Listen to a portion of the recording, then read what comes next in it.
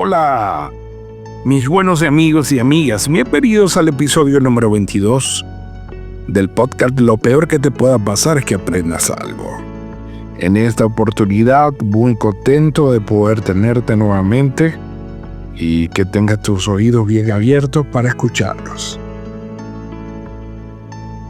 Sócrates preguntó a uno de sus alumnos, ¿qué es la justicia? El alumno respondió, es hacer lo correcto. Sócrates preguntó nuevamente, ¿y siempre es justo hacer lo correcto? El alumno contestó, sí, claro.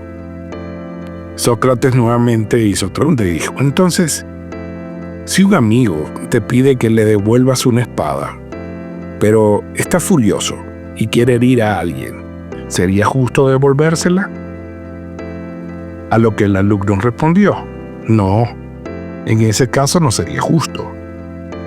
Sócrates entonces dijo, la justicia es simplemente hacer lo correcto o depende de las circunstancias. El alumno respondió a esa pregunta, creo que depende de la situación. Sócrates contestó, entonces debemos pensar más profundamente qué es la justicia. Este ejemplo del cual he hablado va a ser el tema de este podcast. Y hablaremos sobre la mayéutica o método socrático. Y la mayéutica o método socrático es una forma de enseñanza y debate que busca sacar a la luz el conocimiento interno de un individuo. Por supuesto, a través de preguntas. El término proviene del griego mayéutike, que significa arte de partear. Sócrates lo utilizaba para ayudar a los demás a dar a luz sus propias ideas y creencias, guiándolos a través de preguntas para llegar a una comprensión más profunda de sí mismos y del mundo. En este proceso de la mayéutica hay tres elementos que debemos considerar. El primero es la ironía. Y Sócrates comenzaba interrogando a sus interlocutores, a menudo señalando sus contradicciones y cuestionando sus creencias. La segunda es preguntas reflexivas. Y a través de preguntas profundas, Sócrates guiaba a los interlocutores a reflexionar sobre sus propias respuestas y a buscar la verdad. El tercero de este proceso es encontrar el conocimiento interior. Y el objetivo final era ayudar a los interlocutores a descubrir el conocimiento que ya poseían en su interior, a través de la reflexión y del diálogo. Podemos resumir que la mayéutica de Sócrates es un proceso dialéctico que busca ayudar a los demás a cuestionar su propia idea, fomentar el pensamiento crítico y de reflexión, descubrir la verdad a través del diálogo y la pregunta, dar a luz el conocimiento que ya está dentro de cada uno, buscar la verdad y la comprensión a través del diálogo. En este caso siempre recordaba algo que leí en una oportunidad en los libros del liderazgo, que generalmente nosotros cuando somos líderes y algún colaborador viene hasta donde estamos nosotros y tiene alguna situación, algún problema, generalmente él viene a buscar una respuesta. Y la forma en cómo nosotros podamos interactuar en ese momento con el colaborador va a ayudar a que él se desarrolle más en lo profesional o más en su actividad del día a día. En lugar de dar una respuesta, deberíamos de increparlo a él y preguntarle qué solución podría aportar a ese problema que él tiene. Generalmente tenía jefes que decían: yo cuando espero que ustedes vengan a consultarme algo, solamente vengan a consultar si está bien o está su opinión o su respuesta está bien canalizada. Y yo solamente diré sí o no. Y si eso no, nuevamente les preguntaría qué otras opciones tienen para solucionar el problema que tienen al frente. Si yo como líder doy respuesta a cada momento de los problemas que ellos traen, entonces no los estoy ayudando a pensar. Esta es una de las aplicaciones de este método maravilloso de Sócrates. Inclusive la mentoría y el coaching lo utilizan para ayudar a las personas que están ayudando con su actividad de coaching o su mentoría. Entonces, la respuesta está en cada uno de nosotros y podemos, con el día a día, aplicarlo en nuestra vida. Y de esta manera seremos más autosuficientes en todos los aspectos. En una oportunidad, cuando hablamos de aplicación diaria, recordaba el caso de este maestro, así como Sócrates, que preguntó: ¿por qué quieres ser famoso? A lo que el estudiante respondió: porque quiero que la gente me admire. El maestro preguntó: ¿y por qué es importante para ti que la gente te admire?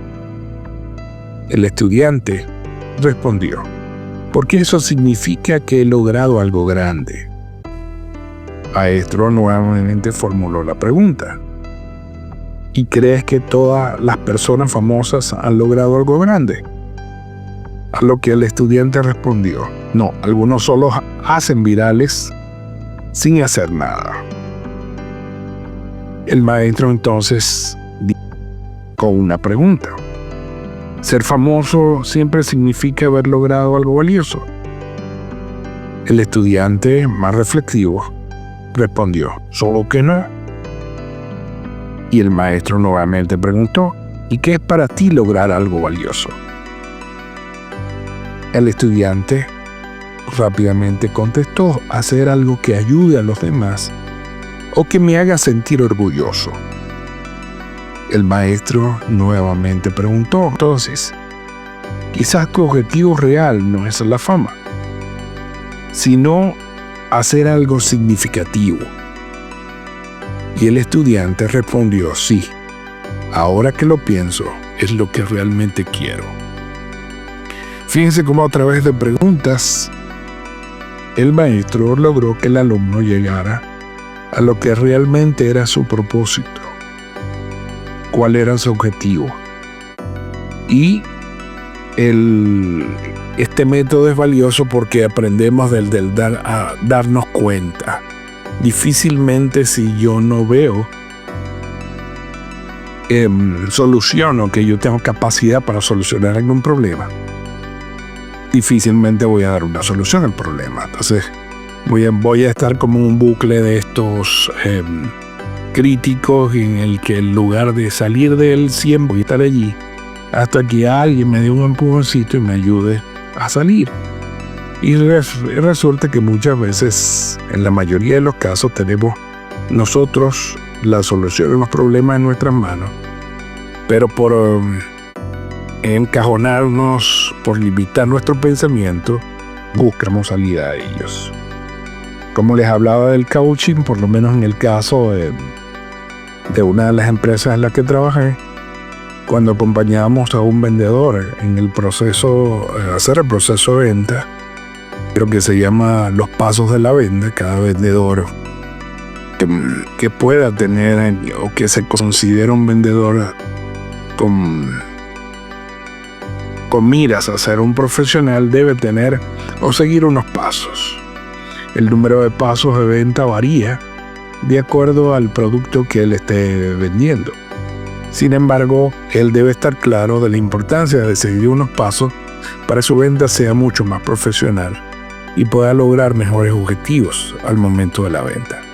Cuando acompañábamos a este vendedor, la persona que estaba liderando el proceso de venta, fuese un supervisor o un líder, él solamente acompañaba al vendedor en las 5 primeras visitas, y en esas 5 primeras visitas le evaluaba cómo estaba él aplicando esos pasos de la venta.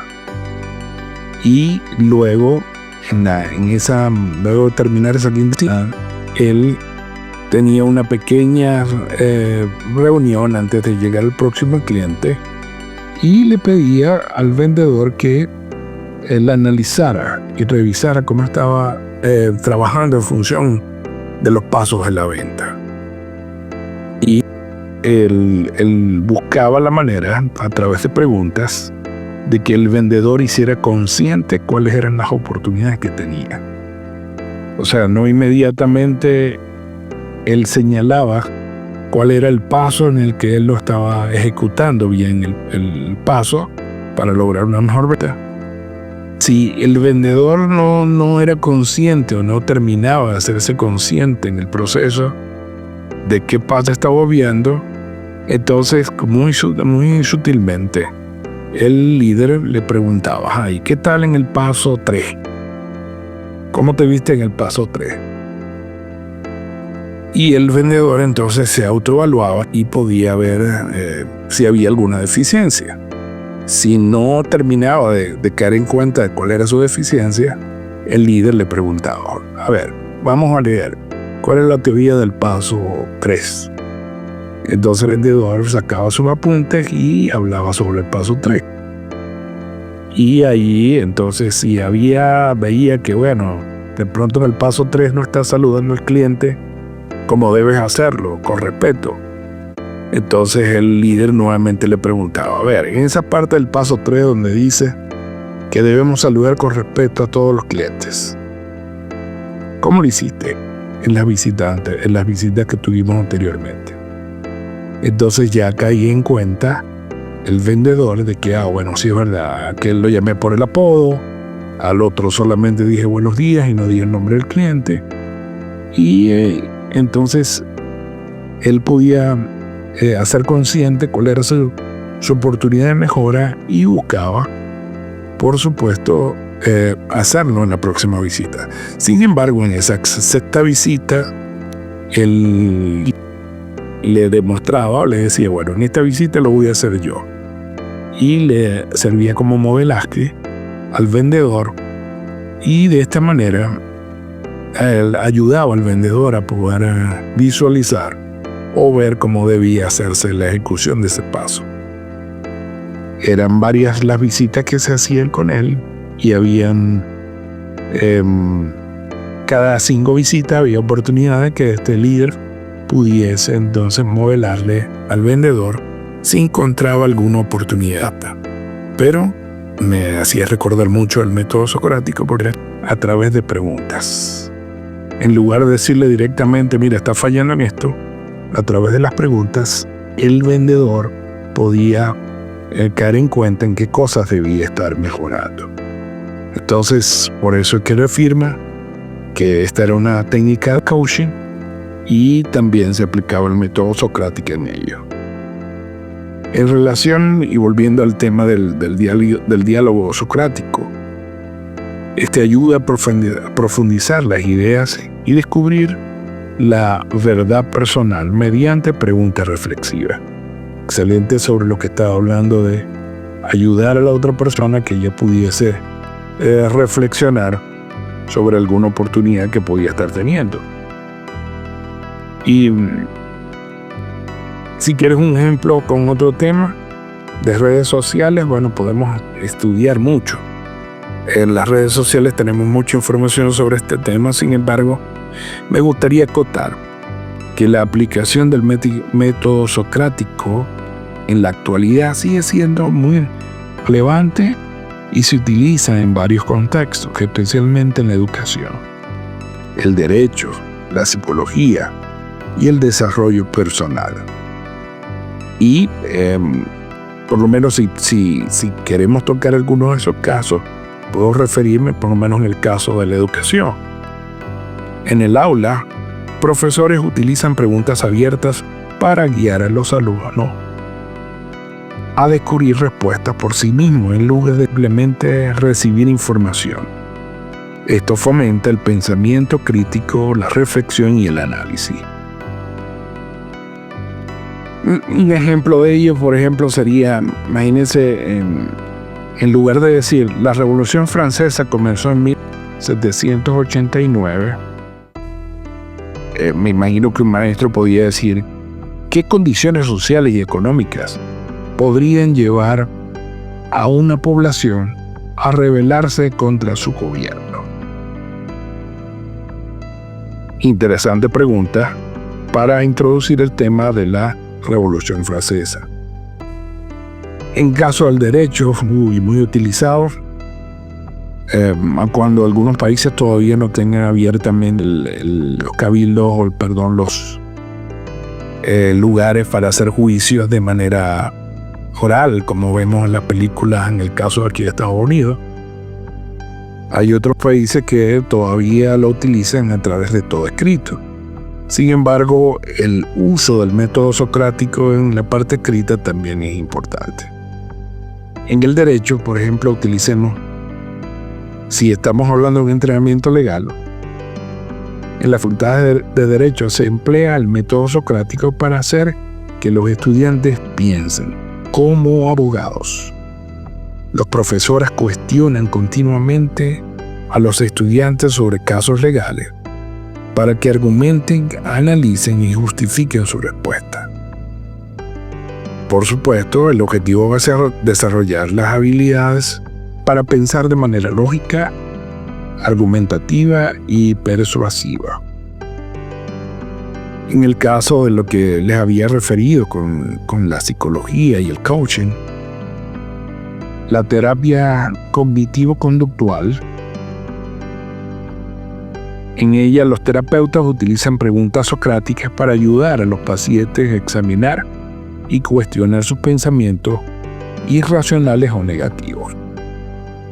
Un ejemplo de ello, un terapeuta puede preguntar, ¿qué evidencias tiene de que nadie te aprecia?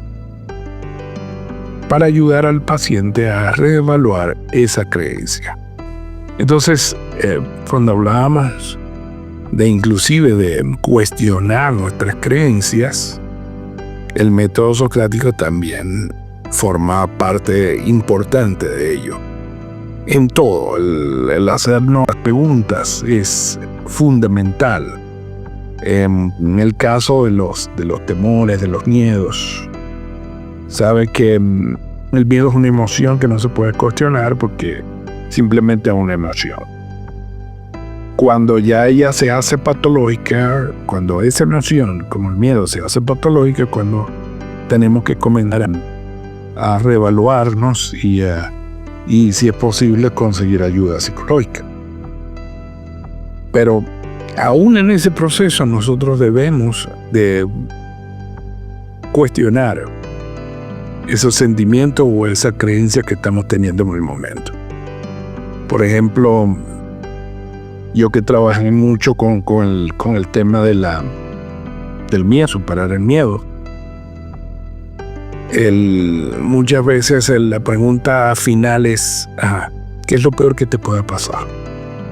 Si tú enfrentas una situación X, que solamente le está pintando tu mente, no estás en el momento, ¿qué es lo peor que te pueda pasar?